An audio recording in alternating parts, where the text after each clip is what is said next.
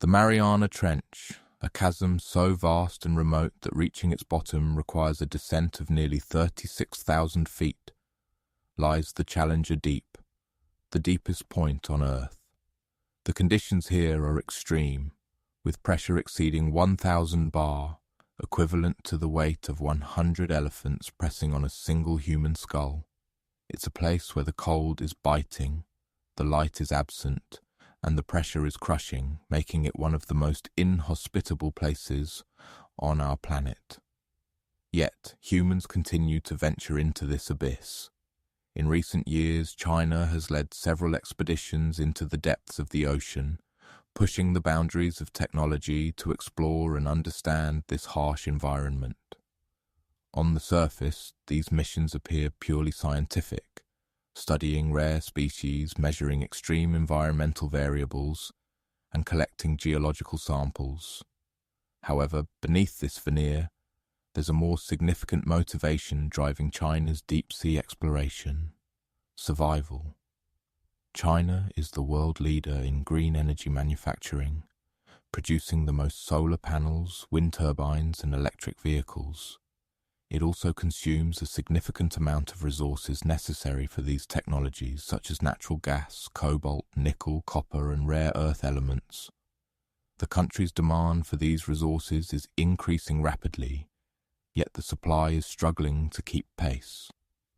By 2025, China's domestic natural gas consumption is projected to reach 16 trillion cubic feet, while local production can only cover 9 trillion.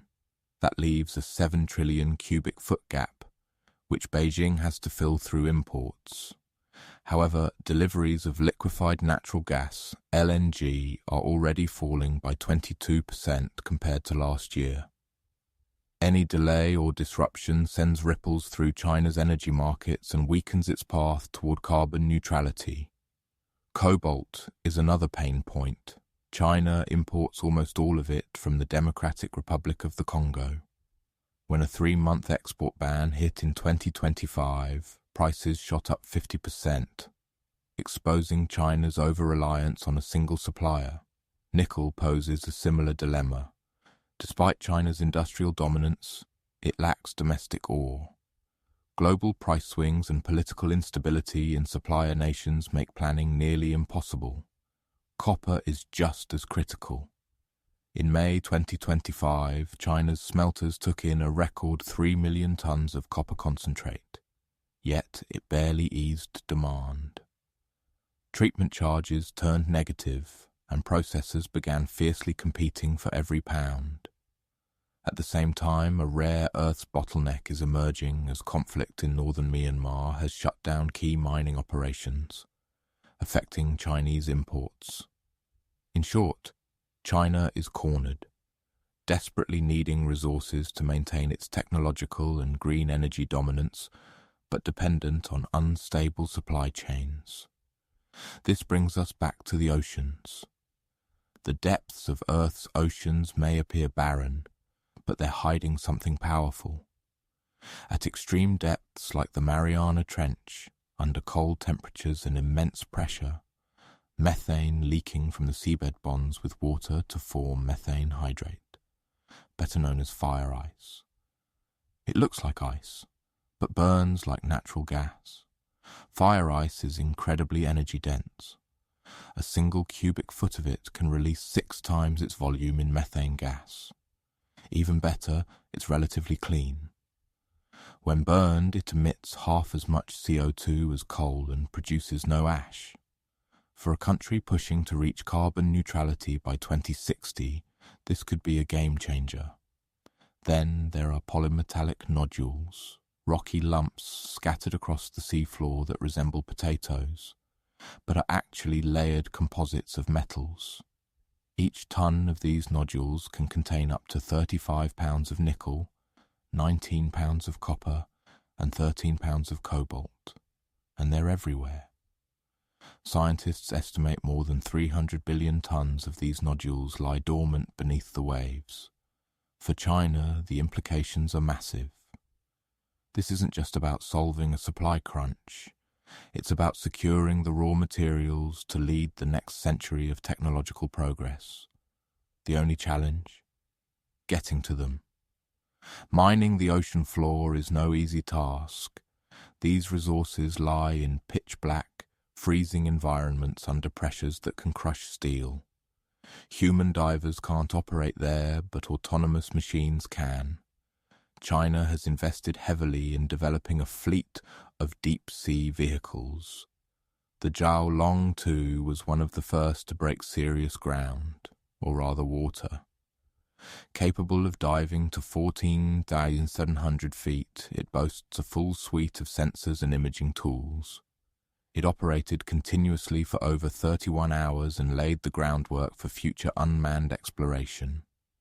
Its successor, Jiaolong 3, pushed those boundaries further with longer endurance and smarter navigation, completing a record 96-mile underwater trip at nearly 13,000 feet. Then came the Shanghai Yangshi series, autonomous vehicles capable of diving nearly 20,000 feet without direct human control. Operators sit on shore while the vehicle uses cameras and sensors to map, analyze, and perform precise tasks on the seabed. The Haiyan series deep-sea gliders add another layer. They move slowly and efficiently, collecting data over long durations. In 2017, one reached 20,700 feet in the Mariana Trench, setting a world record for glider depth and confirming China's ability to observe the trench over extended periods. In July 2024, China made a leap from observation to action. Researchers at Shanghai Tech University tested Kai-2, a prototype mining drone that retrieved polymetallic nodules from 13,150 feet. It maneuvered across steep slopes, sticky sediment, and shifting terrain. All without human intervention, it introduced innovations in metal collection, hoisting systems, and smart terrain sensing, making it one of the most advanced underwater mining systems ever developed. China's offshore oil sector is contributing to a new deep-sea robotic arm dubbed the Chilean Arm has been tested and deployed to perform delicate operations like drilling and sample collection with surgical precision, and soon these machines may descend even deeper. The goal, fully autonomous extraction at 23,000 feet.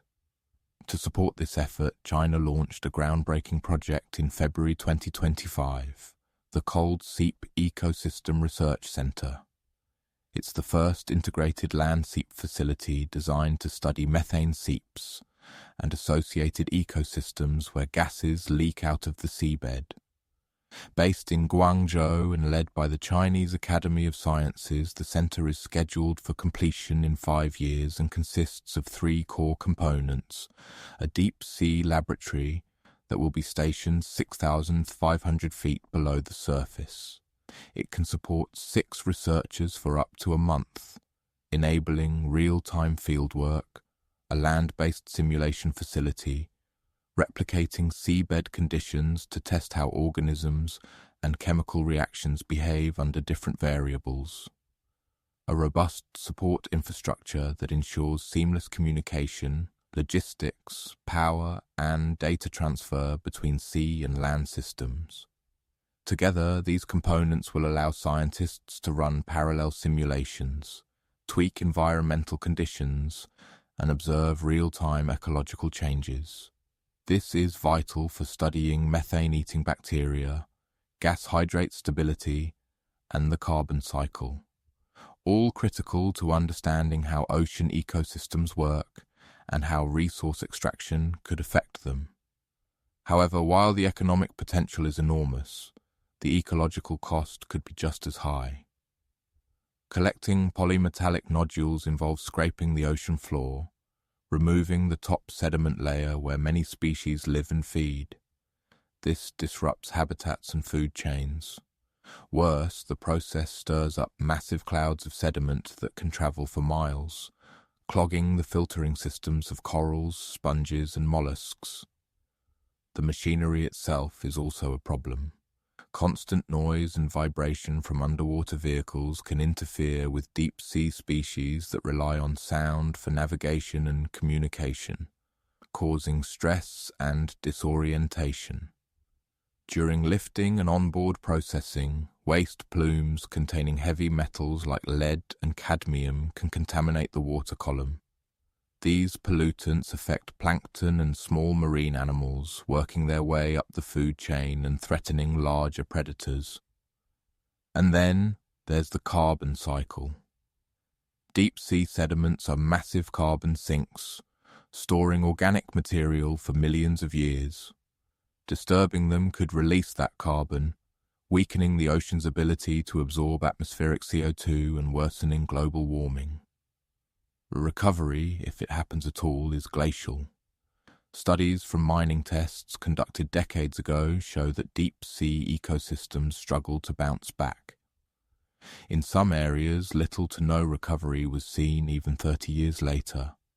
Fire ice extraction poses its own hazards. Drilling into methane hydrate layers can destabilize seabed sediments, triggering underwater landslides and even tsunamis. There's also the risk of uncontrolled methane release, which is both a safety risk and a greenhouse gas nightmare. Methane is over 25 times more potent than CO2 in trapping heat. Chemical leaks from extraction sites, such as hydrogen sulfide and heavy metals, could also poison marine life and disrupt ecosystems that took millions of years to evolve. And most critically, disturbing fire ice deposits could alter how the ocean acts as a natural carbon filter. If that function weakens, global carbon levels could spike. China's drive to tap the Mariana Trench is both bold and risky.